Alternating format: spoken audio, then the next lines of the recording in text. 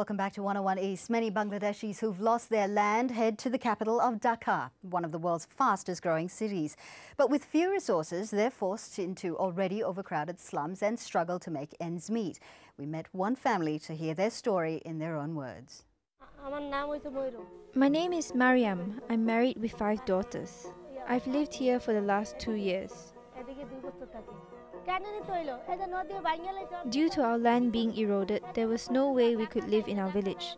That's why we had to move to Dhaka with the children and settle here. Otherwise, we had nothing there. Our land disappeared overnight. We had bigger rooms before, a bigger house. We had land there. We lived better. It's a very hard life here. Living here, all of us, including the children, have it tough. When we first came, we lived out in the open by the side of the road. It's not possible to live like that with children, so we rented this house. My husband rides his rickshaw 2 to 3 days a week. He can't ride it every day. He cannot because he is ill. He has pain in the legs, his hand. So because of his illness, he has to rest at home sometimes.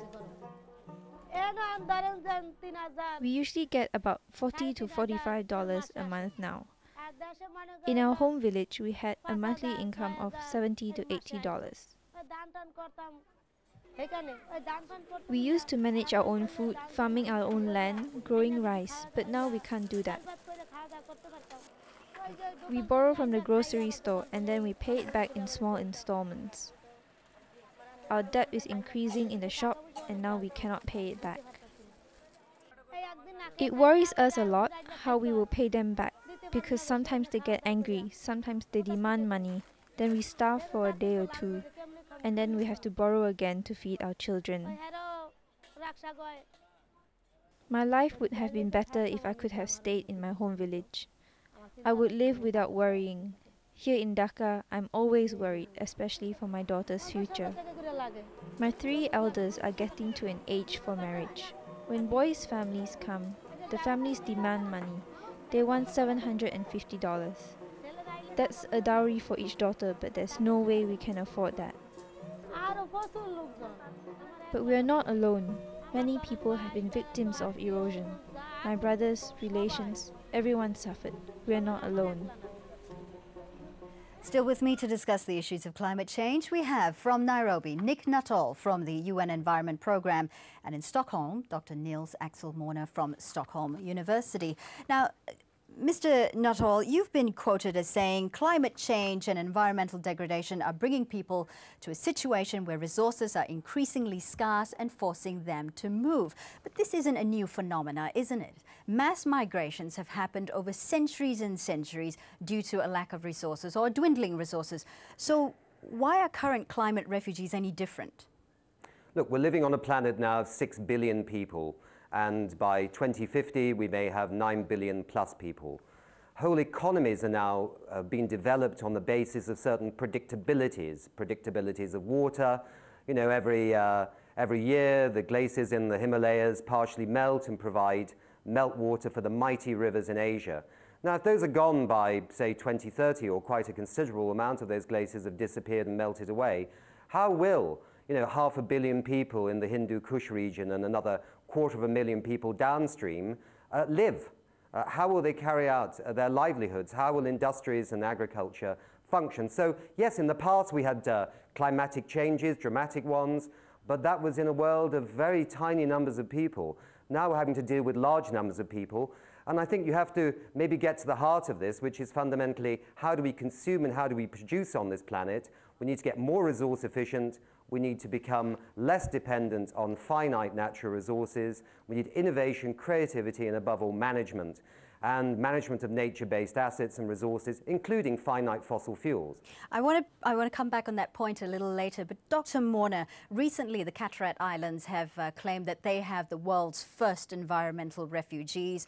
A group of Carteret Islands residents have had to move to higher ground. We're hearing similar reports in Tuvalu as well as in the Maldives as well. Do you believe industrial nations should be held accountable for these mass migrations of refugees? first of all, what was said before I fully agree with, and the people on the Bangladesh coast, they are really having problems. Now you talk about Vanuatu, Tuvalu, and the Maldives. Vanuatu was said to be the first sea level refugees. Vanuatu sea level, we have a very nice record. Sea is not rising in the whole period which we have covered by instrumental record. Tuvalu, we have 28 years of record, 30 years now. And of course, there is no rise in sea level there. If you're saying there is no rise, actual facts. If you say there is no rise in sea levels, why then would the government put in place policies and strategies in order to move their populations away from the coast, away from these rising sea levels and onto higher ground? Okay. They are, first of all, they are coastal nations. Coastal nations are always close to waves and so. And as the other man said, of course, as in population increase, they try to move more to the coast, and then they are more vulnerable. But if sea, it's not the effect of the rising sea level, then some nation utilize it. The previous government president in the Maldives, for example, it was very complicated when we showed that sea was not rising. They didn't want to hear it because they wanted to claim to the West that you have to pay because you have created the rise. And when now, if sea level was not rising, they didn't have that argument. Mr. Nuttall, I want to throw this question to you then. Okay. Industrial nations, should they be held accountable? I'm very happy to answer the question. They should be held accountable for climate change because we've had 2+ centuries of industrialization in the so-called developed economies who've been basically using the atmosphere as a dustbin for their pollution, and the time has come for the polluter to pay principle. I mean, I don't want to get bogged down in whether the Maldives is seeing sea level rise and whether that accounts for that, or Vanuatu. The fact is that we're now living in a world where increasingly the science is demonstrating that we are increasing risks on this planet, on a planet of 6 billion people, and this is something that we need to deal with. But I want to take you up on the fact that you want to hold major polluters responsible. In 1992, we had a gathering of world leaders who promised that they will cut emissions by 2000. In 1998, we had the Kyoto Protocol. Now, at the end of this year in Copenhagen, we will have yet another UN summit. We will have yet another UN treaty. Nothing is being done, and yet emissions are still rising. Isn't it time to just admit that the UN has failed in trying to hold these major polluters responsible? This is the United Nations. We are a collection of sovereign states. They make their decisions. We convene those nations, and we try and bring the science, we try and bring the possibly inspiring alternative economic pathways that are possible to member states. Look, there is a big difference in the rhetoric, certainly. Whether we get a deal in Copenhagen, I think we will get a deal in Copenhagen. Whether it will be a scientifically credible deal, an economically defensible deal, and an equitable deal remains to be seen. But we have some very strong developments in terms of developing economies like China, setting energy intensity targets, the EU saying they'll go for 20–30% emission reductions, the United States under the new administration. Yes, we've lost a considerable amount of time. And the warnings are that we maybe have 7 or 8 years to start turning this around. But there is a new level of determination, and the new level of determination in part because the economics are coming forward. The economics of inaction, costing the global GDP perhaps as much as 20% in the coming decades, and also the costs of action. You know, perhaps 0.1% of global GDP per year for the next 30 years. That would seem to be the bargain of the century. Dr. Morna, ultimately this really is an issue of rich nations versus poor nations. Do you see any way of that bridge, of that gap being bridged? Do you see any way of trying to get industrialized nations accountable, or perhaps helping environmental refugees? But the reality, for example, in sea level, which is not rising, it takes the focus out urgent problems.